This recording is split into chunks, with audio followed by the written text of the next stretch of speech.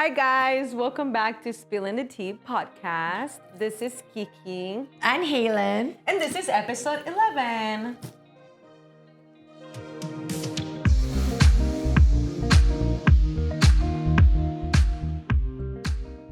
Bestie, episode 11. Welcome back. How are you? Welcome back. I'm doing well. How are you? You know, just living. I'm good. Busy life, but it's a good life. What have you been up to? How are the social entrepreneur roads? I've heard they're busy. We've been busy. I know. What have you been doing? We are trying to fundraise $1 million by next year, Q2. And so that gives us right about the 12-month mark here. Yeah. So I feel pretty confident. How are you feeling? I'm feeling good. I mean, definitely very busy, but we have to hit the road. Right. When we say $1 million, we mean like actually $1 million. Yeah. And so it's not going to just appear. Like we do need to work every single day. Part of that is diversifying our revenue. And that means that we want to not only rely on one stream of income, right, in order to sustain ourselves. And so as an entrepreneur, you're always looking out for like, what can I provide value, right, to the market, to the public? And so that always starts with like a problem. Yeah. And what's our problem that we're currently facing? You tell us. What do you mean? We have so many problems. I want to ask you because I know that you are a social worker. Mm-hmm. And before we dive in, what truly inspired you to be a social worker? Like, what was that thing in your brain that was like, no, I'm going to be a social worker? You know, it's actually going to be an attorney. Oh, really? I wanted to be a lawyer. Really? Yes. Oh my God, you see, that's why. Wow. Yes. So, but actually, I'm glad that I dodged that bullet just because I probably wouldn't have been fulfilled in that career. Yeah. I thought that I always wanted to like help teens actually. And so I spoke with 3 attorneys. I'm so glad I did. And I was actually, anyway, took the LSAT and everything, you know, really trying to be a baby attorney. And I really wanted to work in the social justice, like that area, especially with the juvenile justice system. And so after talking to these 3 attorneys, they're like, oh no, like you don't get to actually know the teen like that. Like you just see them in court for like 20 minutes and then you don't see them again. What you actually want to do is social work. Wow. Yeah. I did not know that. Yeah. So I'm so grateful for those people who told me that. And that was where I shifted from, you know, trying to be going to law school to getting my master's in social work. Wow, that's amazing. For how long have you been doing this work now, specifically with the teens? 20 years. Holy it's 20 moly. years. Yeah. You really got the beauty and brains on this you. Year is 20 years. Wow. What month? I mean, I didn't just only work with teens, but I started in LA at a drug treatment facility in LA. You know Sam?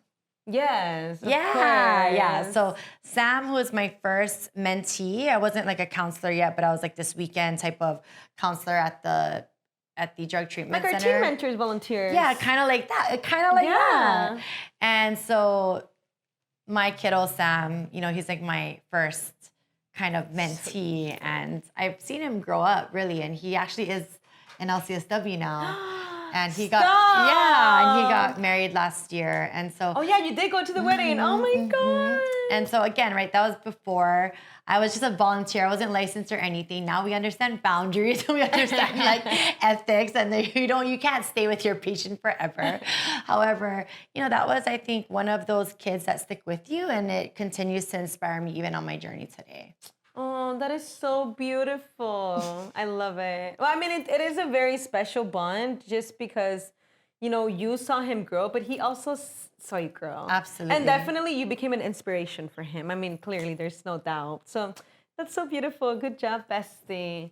And with all that passion and love, it's too cute. With all the passion and love that you have for being a social worker, what are you doing so different right now? Like, what is this big project that you're currently working on? So first of all, there's many, and I don't want this podcast to be negative. There's many problems. We want it to be real. Right, but there's many problems with being a social worker. There's many problems with the mental health industry, right? There's many problems with just the entire social justice, I guess, issues that we're facing day in and day out. But what I would like to say is that I'm trying to create positive change for the industry. And I do want to make sure that social workers can actually make a living. I mean, did I say a train? I'm trying to make a social train. I loved it. It's just the word didn't come out. But Okay, wait, this is like our 4th episode we're filming. Okay, I just had like 10 patients today. Okay, but we're you know what I mean? we're doing the thing. We are working 9 to 5 and still working 7 to 9, so the grind never ends. That's how we're going to make it to year 3 with 1 million. But yes, all that to say, tell us more. I heard you were doing something HTTC and I don't know. I've been hearing all about it. I see emails. So for those of you who are interested in breaking into the mental health industry, for those of you who are social workers, for those of you who want to become therapists, we're very excited to launch our newest program called Hawaii Therapist Training Center. And what this is, it is a personalized way that you can get career coaching, but you also get the very valuable clinical supervision that is needed for your hours towards licensure. And that's very exciting because it's the first of its kind in Hawaii. And also in Hawaii, you don't get this clinical supervision for free the way that like most of the nation gets. Can you explain some people for those that may not be on a MSW program or that may be considering, what is supervision and why is that so required? Absolutely. So amazing question, Kiki. I would say from a very basic 101 like therapist options, it's really important to know that there's many different avenues. So you can be a MD, like a medical doctor, and that would be a psychiatrist, okay? But that's different from a therapist because a therapist usually does the talk therapy. Yes. And the psychiatrist typically does the medication management only, right? So to be a therapist, you can be a psychologist, you can be a licensed mental health counselor, you can be a licensed clinical social worker, that's what I am. You can be a licensed marriage and family therapist. So you see how like many different options there are. So anyone that's in a master's level program, they will have to complete these hours. And for us, it's 3,000 hours post-graduation. And that is required for you to become licensed. And once you're licensed, that's the only time that you can provide individual therapy and bill for it. So it's a big goal for a lot of therapists to become licensed. Oh, so that's why it's required, because if you don't have that many hours, then you can't really get your license. Right. And if you go any other route, it's a lot more expensive. And probably the quality is a lot lower. Yeah, I mean, the quality is debatable. I think anyone who is licensed can give that supervision. However, because most social workers in Hawaii are very overworked, they don't have that extra time to provide supervision. Yeah. And then because we work in a state where there is a lot of just a very, very significant shortage of mental health providers, there's just not that resource available. Even if, say we did have the money to pay out of pocket, which I had to do for, almost 2 years in Hawaii. But even with paying a supervisor like $100, $150 every week, it's really, I guess, oppressive in a way. Yeah. You kind of have to be independently wealthy. How can you? I was going to say, that's a lot of money. Right? And then you have to imagine too that they're not licensed, so they're not technically getting paid like a therapist. So you're really, really struggling. It's almost, okay, it's not as bad as like a resident or like someone in med school, but that whole toxic kind of but culture just because where someone already has it worse than you doesn't mean that it's already pretty bad. Like, right. Damn. Yeah, I also think that, and I'm an advocate for med students and fellows and residents. I would not recommend being a doctor. But I'm just saying that also is really unhealthy to have to work like 100 hours a week or, to have to work all these insane amount of hours and not getting paid. I do feel like that will be changing in the future because it's just not sustainable. It is not. I agree with you. How can people find out more about this program? Yeah, so we are very excited to launch our program at the end of May in 2024. So definitely maybe on your Instagram. Yes, definitely on my Instagram and on our website, but also on our podcast and just being able to go out to different schools on the island and promote this product. It's really inspiring because not only do you get the supervision every month, you get to be part of a community. So we do have a in real life meetup every single month. And then we also have a live Q&A where, I personally come on, and I'm able to do hot seat coaching, which just means that if you have questions about your career, what options you have in the state, or even if you might want to open a private practice, you can get all of those questions answered with this membership. And we're so excited that we've been able to have really amazing people donate their time. And we are able to offer the membership for $49 a month. Yeah, and I may be biased, but I have kind of sneaked in some of your supervisions, with our folks, with our interns and, our pre-licensed folks. And it's truly amazing to see how much you can shift as a supervisor and how really you allow people to have those, breakthroughs and really understand, you help them understand their patients, and they can best show up for their patients. They can best provide them with the resources, the knowledge. So I think what you're doing is pretty amazing.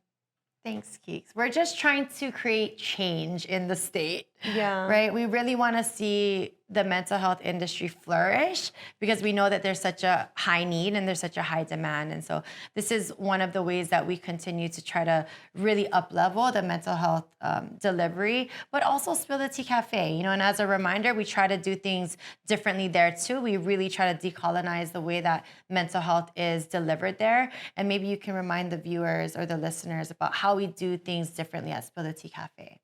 Yeah, so, well, first of all, everyone hears Spill the Tea Cafe and immediately think we're like a pastry shop. We're not.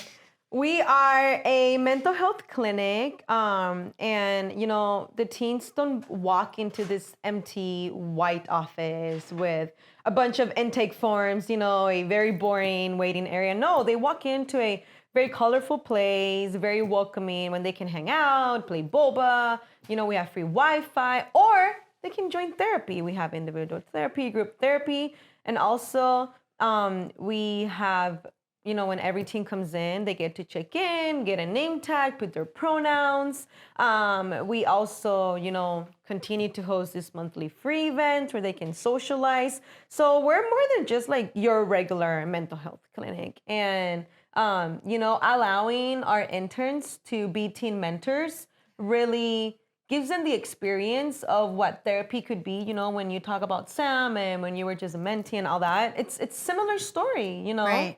So I think we're very, very, very innovative, and we're really very different than what other, clinics, businesses would look like. And I think what's really cool, or maybe even the thing that I'm most proud of, is that we have a teen advisory council that we listen to, or basically whatever the kids want, they're not afraid to tell us. Like, they leave you notes, right? And I think that we understand that this community, like, we have the answers and we have the power of the collective in healing ourselves, but that means that we have to listen to the kids. Yeah. And so that's, I think, what's been really inspiring about like bringing Haylin on. I know. Right? And being able to have Jasper come in and do the trans and their groups, drama therapy. Right. And these new innovative ideas are coming from the kids. And so to allow them to lead in that way, I think is definitely different from traditional practice. Yeah, I agree. We're definitely killing it out here. And we are truly the cool kids in the block. We are. But if you want to know more about Spill the Tea Cafe, you can check us out at spilltheteacafe.org. Also, if you would like to know more about Haylin's program, you can find that at haylindennison.com. And you guys know what's next month. It's June. In case you didn't know, in Hawaii, they don't do Pride in June. They do it in October, but Spill the Tea, we actually celebrate it twice a year. I mean, honestly, we celebrate it every day. Right. But, we throw big parties on definitely June and October and March for our birthday. But that means that June being around the corner, it's our upcoming third annual Youth Pride Fest. In case you didn't know, we host Hawaii's only and ever Youth Pride Fest. Do you want to tell them more about it? Yeah, so it's going to be June 29th, and I think we should keep it a surprise for now, and maybe we should talk about it next time. I mean, if you've been to our previous events, it's going to be lit. And if you haven't, you've seen it on YouTube or Instagram, so you know you don't want to miss out. But we're definitely gonna have many vendors and performances, good food, good beverages. So please come, all the teens and all of those supporters in the community. If you would like to donate your time or decorations, or just basically assist us with the event, with creating and crafting it, please reach out. But yeah, I'm very excited. And if you also know anyone, a lot of our kids actually at the cafe are so talented and educated in mental health. And a lot of them are actually pursuing careers in mental health, which I think is amazing. And so it's really important, if you guys know any kids who want to break into this industry, who need mentorship, please send them our way, because we want to start to become a hub of innovative mental health specialists. And we are looking to our young people for the answers. Yep. So there's all the tea we're spilling today. It's getting late here. Okay, awesome. We're headed out, but I will see you at our HTTC, our collaboration with Spill the Tea Cafe, not to be confused with STTC. However, it is called the Hawaii Therapist Training Center. Be there or be square. Bye.